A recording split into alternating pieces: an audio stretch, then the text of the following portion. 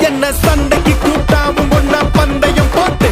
நாம்பிய போல வந்தண்டி மன்னிப்பு கேட்டு அப்பையும் வீட்டுல கொட்டுக்க போறாங்கல்ல போலீஸ் கம்ப்ளைண்ட் முஞ்சா என்ன கூண்டுல நிப்பாட்டு நம்மளுக்கும் இருக்கு சப்போர்ட்